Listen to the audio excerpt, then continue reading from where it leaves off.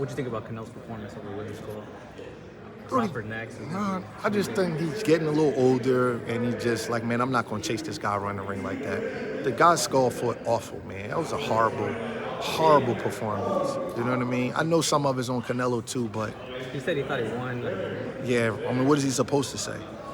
I don't ever want to see a guy like that fight again, man. I like boxers, but that was bad.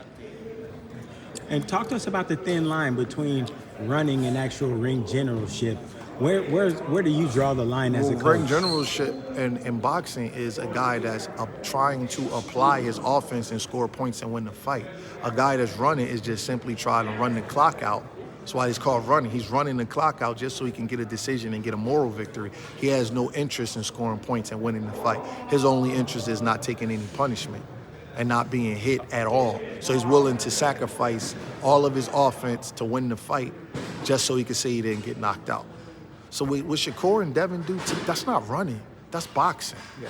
You know what I mean? It may not be crowd friendly, but they're boxing. They're landing punches. They're hitting you more than you're hitting them. They're applying point scoring while they're just not taking a lot of punches. What William Skull was doing, he was running around the ring just like waiting for the rounds to end just so he can go 12 rounds and just say, you know, that was a little different. And I like boxers personally, but that was bad.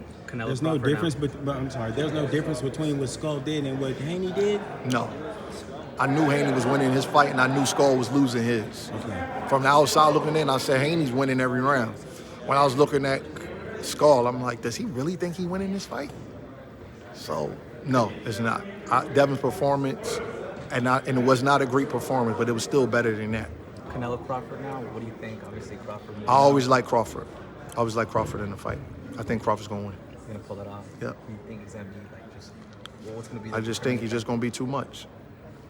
A lot of people are changing their opinion. I always said it. I always said I like Crawford from the very beginning of the fight. You think you can hurt him? Yep. Anybody could be hurt in the fight. Canelo got a great chin though, but anybody could be hurt on any given night. Don't ever think a guy can't be hurt, man. Ever think some of the best chins I've ever seen have been clipped. Holyfield, Duran, anybody can be clipped, man. Anybody could get hurt. Anybody could go down. It can happen to anybody. Don't ever believe that. What do you think about the layoff? Crawford? Yeah. It's always effective. It's always effective, but every time he lays off, he never looks rusty. Stays in the gym. Yeah, he's one of them guys that never look rusty. So I don't really. It applies to a lot of fighters, but he defies the logic behind that because he don't look rusty with his layoffs. What makes him so special? Oh man, I don't think you got enough time in the interview, man. But he seems to have like a very fast processing mind. He can seem to adjust to anything.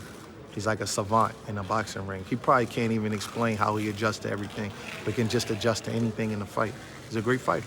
Did you feel like he's got any advantages early over Canelo? Sure. Better stamina, better conditioning, better feet. I think obviously Canelo's the harder puncher, probably the stronger guy, but I think he has more dexterity, more agility. He's going to be better in the later rounds. He's a little taller, his arms are longer. I think he got a lot of advantages. Do you see any point in the fight where Crawford not being able to hurt Canelo just gets walked down? That's been the consensus overall before Canelo's last fight. A lot of people saying that Crawford may be able to do something early, but there's going to be a point where he gets hit, gets hurt. I disagree with that. I think Crawford's going to be the stronger fighter in the later rounds. I think the early part of the fight is where he got to be careful at. I think the early part of the fight, he could get clipped if he's not careful. But I think the later rounds, I think he functions better in the later rounds than Canelo does. It's going to be a great fight. Anything you're looking forward to that you want to talk about? Karan Davis has a great fight versus Yoeli Hernandez on the same card that Caleb fights. That's probably going to be fight of the night. It's going to be a great fight. He retired briefly. Real quick. Chiron did. I remember wishing him That was a April Fool's thing. You guys fell. He got me on the April Fool's. Chiron, you dirty for that, my boy. Yeah, he got y'all with that one. What do you think about that New York card? Obviously, Ryan Garcia lost to Rolly. It was an upset. It was a real innovative idea. I don't think the crowd was into it, but I like the idea. I like what they tried to do, but it doesn't seem like the crowd was paying the fights no attention, man. It was kind of strange. But I'm a boxing fan, so I always like, see the big names. And Teofimo Lopez, he did his thing. He probably was Shine the brightest. probably was shine the brightest on the card. I want to say the best fighter, but he shined the brightest out of all the stars on the card that night. What do you think about Ryan's performance? I don't know what to make of that. I really don't. I'm not one of the people that got to be right. I didn't see that coming like that. I thought that Riley May could give him trouble, but I didn't think he could outbox him. He outboxed him. I still can't wrap my head around that. A lot of people make a lot about the attitude, the body, everything leading up to the fight for Ryan. Didn't look like he looked a year ago versus Devin. Wasn't as chiseled, wasn't as aggressive. A lot of people are attributing that to the Austrian. Does this leave the window open now for those accusations to get stronger? I don't want to make too many sound bites of that, but it is. That's what happens when you fail a test. That's all I can say. But everything you do is going to be under speculation, and it's never going to look good for you if you say you didn't do it, and then you come back and you don't look the same without it. You know what I mean? Without it being in your system, whether you knew it or not, it doesn't look good. That's all I can say. But that's something he got to figure out. I don't want to comment too much on that. That's really not my business. What do you think about Haney's performance? Tim Bradley said he thinks he has PTSD. Well, first of all, PTSD is real. That's a real thing. But I don't think it's fair to judge a guy on one performance after a long layoff, after fighting a guy who tested positive for drugs. I think you gotta give him a little bit of grace and let's see him work himself back in. When you take a long layoff like that, even though the fight don't count on his record, he would still get hit by those punches. And it's only been one fight. Sometimes it takes a little bit of time to get over that. He was hurt pretty bad in that fight a few times, and it just may be an adjusting process. Sometimes it takes a little bit of time.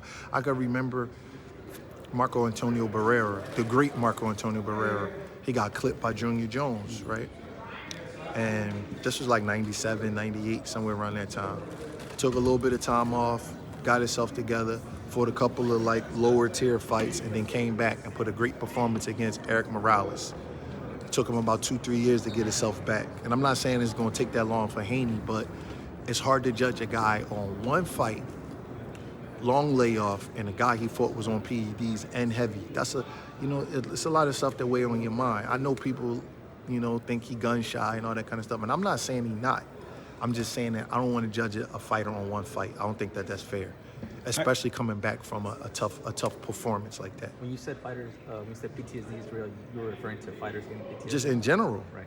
In general, like if you see somebody that had like a bad injury or traumatic thing like that, like I've had injuries before, and there's like certain areas of my body you can't touch me. You know what I mean? Or you're gonna get kicked in the head or something. I'm dead serious. Like I don't want people playing with me around certain things. And it's the same thing with getting knocked out or getting hurt bad in the fight. You can't expect the fighter to be a robot. That's not a video game where you just go right back in there and just willing to do that again. It takes a little bit of time to do that. Everybody's not wired to be like that. Like the guy in the way, he's different. He's crazy. He get knocked down, it don't mean nothing to him. He jump right back up and go right back after you. Everybody's not wired that way. Felix Trinidad was like that. Diego Corrales was like that. Juan Manuel Marquez was like that. Them kind of guys, they was easy to drop, but they was hard to stop. And they just get up and they just like turn a switch on. Everybody's not like that. Devin's more of a boxer. So it may take him a little bit of time to get himself together, to get his mojo back. And I'm not saying anything definitive with Devin. I'm just saying that we all forget that he had a tough performance. He took a lot of stuff from social media. He was knocked down 3 times. He thought he was taking his first loss, and he changed it. And now he got to get got to get himself back together. I think it was a good opponent, and we'll see. We'll see how things go moving forward, and see what kind of decisions they make on what kind of opponents he need to fight and all that kind of stuff. How do you get a guy's mind back as a coach when they're going through that, when they lose traumatically, or when they receive a lot of punishment, when it's time to train again? What signs do you look for that either the fighter's ready to go or maybe he needs more time? Well, as you know, I've done that several times in boxing. But the game is to be sold, not to be told. So I can't get into all of that. But there's intricacies to it. Sure it is. I've done it several times. I've done it. My biggest job was Caleb Plant. I got him after he got stopped by Canelo. Absolutely. I brought Julian Williams back after he got hit with that uppercut by Charlo to win the title against Jarrett Hurd. So I've done it.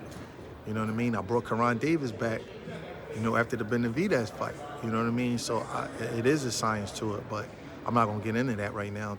Whoever got to deal with that, they got to figure it out, because I had to figure it out on my own, and it's not easy. You know what I mean? It's not. It's definitely not. Like, you got to be very, very careful with that situation. And every time is different. You know what I mean? Every fight is different. Karan, it was easy, because he was like, I took the fight on short week's notice. He never dropped me. Right. But he's crazy.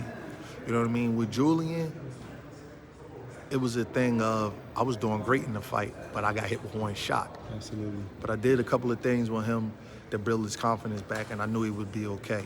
And with Caleb and Julian was similar situations. I knew Caleb was going to be okay. It's real. It's a real, real, real thing.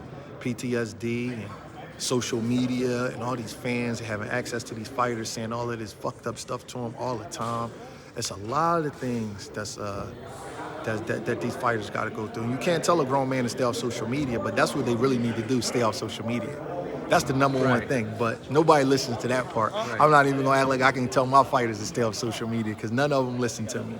I got one fighter that'll listen to me and turn the social media off. But other than that, they all stay on social media. The next crop of fighters that I get, my younger fighters, that's gonna be something that I'm gonna kind of declare to them to stay off social media. The guys I got now, they too set in their ways to get them off of social media. There's no way I could get them off at this point. But that ruins your confidence, having people say all of that bad stuff to you all the time.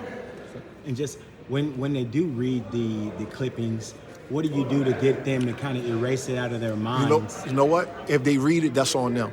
Because I will tell them, you got to watch what you read. Watch what these people say. Don't read the comments. It's going to lower your self-esteem. It's going to seep into your energy. And if they decide to read it, then that's on them. You know what I mean? Because I definitely tell them, do not indulge in these fans, because these fans are cruel, and they'll say some cruel things to you. And there's people that you don't like, they can just make up fake accounts and say stuff to you. So I tell them, don't indulge. I block 2-3 people a day on social media.